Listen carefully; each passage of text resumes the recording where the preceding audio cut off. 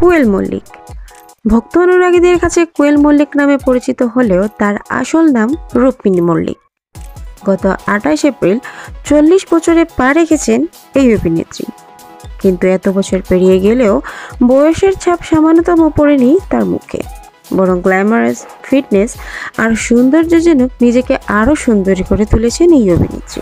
কোয়েল মল্লিকের আরেকটি পরিচয় হলো সুপারস্টার রঞ্জিত মল্লিকের কন্যা তিনি।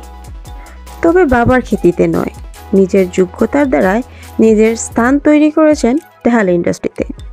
এছাড়াও কোয়েল মল্লিক প্রযোজক মিসবা সিং রানের সঙ্গে দীর্ঘ ৭ বছর ছুটিয়ে প্রেম করার পর ২০০৭ সালে ৭ পাকে বাধা পড়েন। তার স্বামী ছিলেন পাঞ্জাব, যার কারণে সে সময় টলিউডের আলোচিত ঘটনা ছিল তাদের বিয়ে। বাঙালি ও পাঞ্জাব এই দুটি নিয়ম মেনেই কোয়েল মল্লিকের বিয়ে সম্পন্ন হয়েছিল। বিয়ের অনুষ্ঠানের আয়োজন চলছিল ৫ দিন যাবৎ।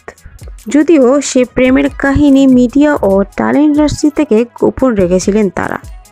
২০২০ সালে এই তারকা দম্পতির কোল আলোক করে আসে ছেলে কবির। তার বয়স এখন ২ বছর।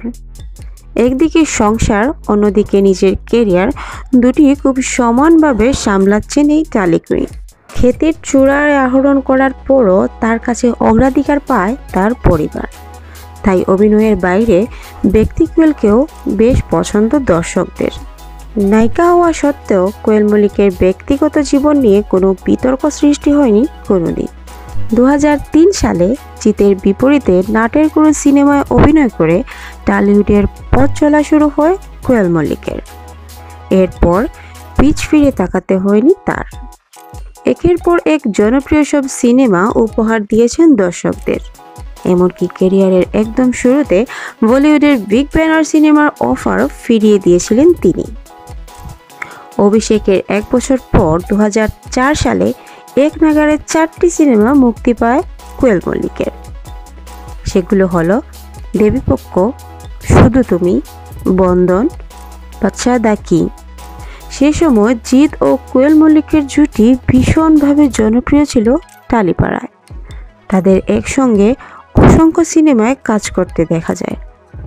তার অভিনীত দর্শকদের জনপ্রিয় কয়েকটি সিনেমার মধ্যে উল্লেখযোগ্য কয়েকটি সিনেমা হলো বলো না তুমি আমার, দুই পৃথিবী, পাগলু, 100% লাভ, পাগলু 2, ৭ পাকে বাঁধা, জ্যাকপট, নবাব নন্দ। পরবর্তীতে সময়ের সাথে সাথে দর্শকদের সিনেমার রুচি বদলের পাশাপাশি কোয়েল মল্লিক বদলে ফেলেছেন নিজেকে।